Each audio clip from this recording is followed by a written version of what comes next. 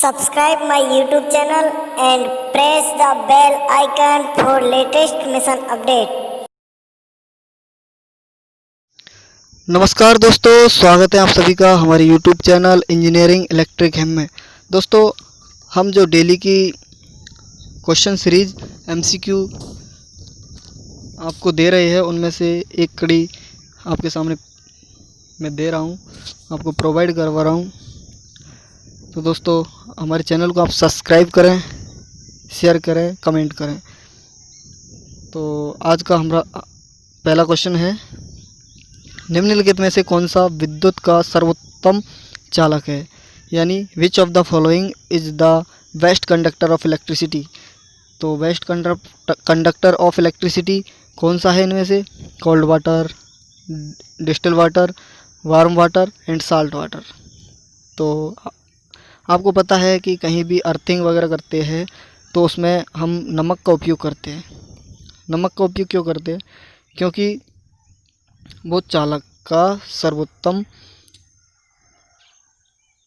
विद्युत का सर्वोत्तम चालक है, इसलिए इसका आंसर हो जाएगा हमारा साल्ट वाटर। ओके, उसके बाद में हम अगले क्वेश्चन पर जाते हैं। तो अगला क्वेश्चन हमारा है कि एक 10 मिली हेनरी इंडक्टर 50 हर्ट्ज आवृत्ति पर 1 एम्पियर आरएमएस ज्यावक्रीय धारा वहन कर रहा है, तो प्रेरक द्वारा उत्सर्जित औसत शक्ति होगी। तो दोस्तों, इस क्वेश्चन का आंसर मैं आपको बता दूं कि इस क्वेश्चन का आंसर है 0 वाट। और वो क्यों है? क्योंकि जो हमारी पावर है, जो पावर डिसिपेट कभी भी इंडक्टर नहीं करेगा और कैपेसिटर नहीं करेगा। अगर इन दोनों के साथ क्वेश्चन आता है, इंडक्टर और कैपेसिटर के साथ, तो हमारी औसत शक्ति 0 वाट होगी। एंड अगर रजिस्टर के साथ आता है तो उसकी कुछ औसत शक्ति होगी। उसके बाद में अगले क्वेश्चन पर चलते हैं। हमारा अगला क्वेश्चन है, सामान्यतः तापमान बढ़ने पर विद्युत रोधनों के प्रतिरोधकों पर क्या प्रभाव पड़ता है, यानी the resistance of insulation in general with temperature rise. यानी इंसुलेटर का तापमान बढ़ाने पर उसके रेजिस्टेंस पर क्या प्रभाव पड़ता है। तो रेजिस्टेंस पर इंसुलेटर वाले केस में डिक्रीज होगा, और सेमीकंडक्टर वाले केस में भी डिक्रीज होगा। अगर ये कंडक्टर होगा तो कंडक्टर में इंक्रीज हो जाएगा। तो इसीलिए हमारा आंसर जाता है सी के साथ। उसके बाद क्वेश्चन नंबर अगले पर हम चलते हैं। तो चित्र में प्रदर्शित नेटवर्क का एक्स तथा वाई टर्मिनल के बीच तुल्य प्रतिरोध का मान कितना होगा। तो दोस्तों, मैं आपको बता दूं कि सबसे पहले सर्किट को देखते ही अगर ऐसा कुछ सर्किट दिखता है तो हम उसको देखेंगे कि ये कोई बैलेंस ब्रिज तो नहीं है। तो हम देखते हैं, ये बैलेंस ब्रिज है। 5 एकम 5, 5 दूनी 10, 15 एकम 15, 15 दूना 30। इसका रेशियो 1/2, रेशियो 1/2 आएगा। तो ये बैलेंस ब्रिज है।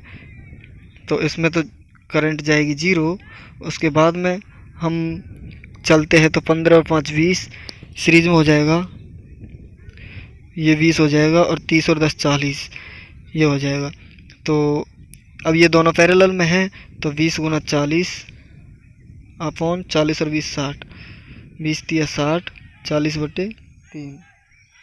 तो हमारा आंसर हो जाएगा एक के साथ चला जाएगा। क्वेश्चन नंबर अगले पर चलते हैं। तो चित्र में दिखाए गए परिपथ का आदान प्रतिरोध, यानी the input resistance of circuit so is.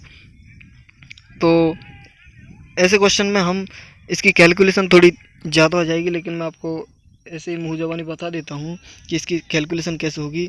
तो दोस्तों, ये आपको दिखाई दे रहा है डेल्टा में, इसको स्टार में कन्वर्ट करना है। स्टार में कन्वर्ट करने के बाद ये जो सर्किट हो जाएगा कुछ इस प्रकार हो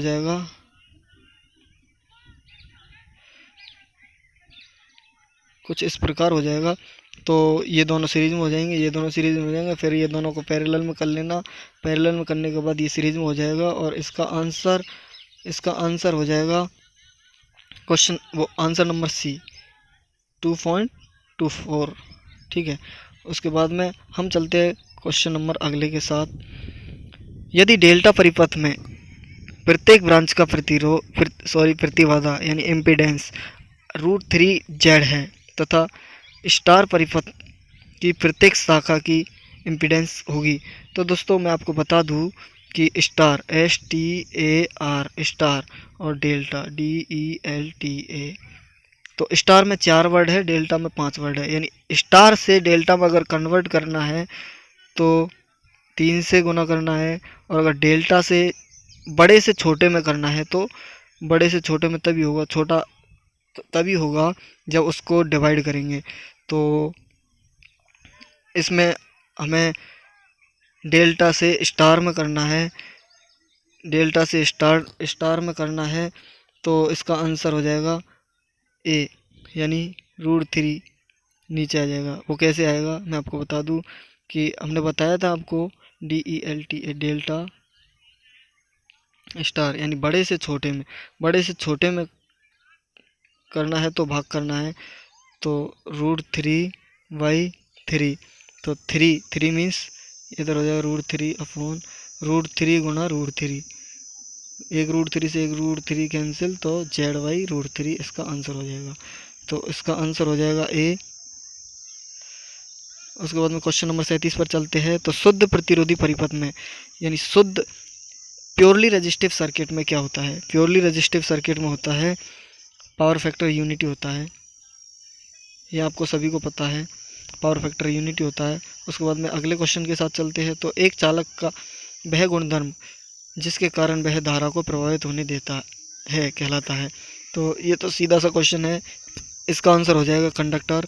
उसके बाद में अगले क्वेश्चन पर चलते हैं। तो दो प्रतिरोधों को श्रेणी क्रम में जोड़ा जाए तो कौन सा कथन गलत है? यानी हमें गलत कथन बताना है।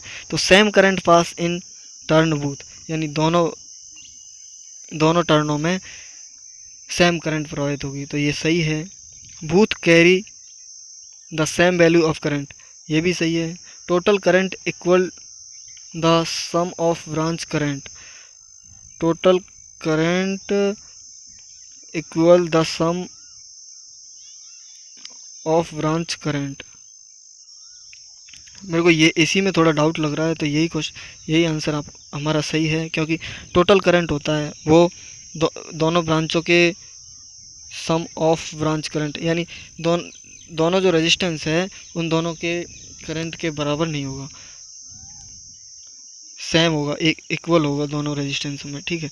उसके बाद में हम चलते हैं अगले क्वेश्चन पर। तो दोनों दिशाओं में एक जैसे गुणधर्म होने वाले परिपथ को कहते हैं, तो इसको कहते हैं बाइलेटरल सर्किट। उसके बाद में क्वेश्चन नंबर अगले पर चलते हैं। तो निम्नलिखित में से किस वस्तु का ऋणात्मक ताप प्रतिरोध गुणांक होता है, यानी नेगेटिव टेम्परेचर कोफिशिएंट। तो नेगेटिव टेम्परेचर कोफिशिएंट किस किस का होता है? सेमीकंडक्टर का और इंसुलेटर का। तो इनमें से हमारा आंसर चला जाएगा कार्बन के साथ। उसके बाद में अगले क्वेश्चन पर चलते हैं। तो R ओम के 3 प्रतिरोधकों को स्टार में जोड़ा है तो समतुल्य डेल्टा में, यानी मैंने आपको पहले ही बताया था कि स्टार में जोड़ा है तो समतुल्य डेल्टा, स्टार और डेल्टा, तो गुणा करना है 3R ओम, इसका आंसर हो जाएगा आंसर हो जाएगा A। उसके बाद में हम क्वेश्चन नंबर अगले पर चलते हैं। तो एक आदर्श धारा सोर्स में क्या होना चाहिए? तो एक आदर्श यानी आइडल करंट सोर्स में इनफाइनाइट सोर्स रेजिस्टेंस होना चाहिए, और एक आइडल वोल्टेज में जीरो सोर्स रेजिस्टेंस होना चाहिए। वोल्टेज सोर्स में जीरो सोर्स रेजिस्टेंस और करंट सोर्स में इनफाइनाइट, ठीक है। उसके बाद में अगले क्वेश्चन पर चलते हैं। तो तापमान के बढ़ने से शुद्ध धातु का प्रतिरोध, यानी ये एक कंडक्टर है, तापमान के बढ़ने पर कंडक्टर का जो रेजिस्टेंस होता है वो इंक्रीज होता है, तो इंक्रीज आंसर नंबर A हो जाएगा। उसके बाद में हम अगले क्वेश्चन पर चलते हैं। क्वेश्चन नंबर अगले पर है। तो दिए गए परिपथ में धारा सोर्स के पार्श्व में वोल्टता का मान क्या होगा? यानी इसमें वोल्टेज का मान वोल्टेज ड्रॉप का मान हमें बताना है कि इसके एक्रॉस कितना वोल्टेज है। तो इसके एक्रॉस वोल्टेज हो जाएगा V प्लस R और I। तो आंसर हो जाएगा हमारा B। दोस्तों आपको ये वीडियो आई होप अच्छी लगी होगी, तो आप मेरे चैनल को सब्सक्राइब करें, शेयर करें, कमेंट करें, और आपको जो भी परेशानी है वो आप कमेंट बॉक्स में डालें। और मैंने अब से पहले 2 वीडियो और अपलोड की थी जिनमें 15 क्वेश्चन सीरीज MCQ आपके लिए दिए गए थे, उनकी लिंक मैं इस वीडियो के डिस्क्रिप्शन में डाल दूंगा। और मुझे आशा है कि आप मेरे चैनल को सब्सक्राइब करेंगे। Thank you for watching.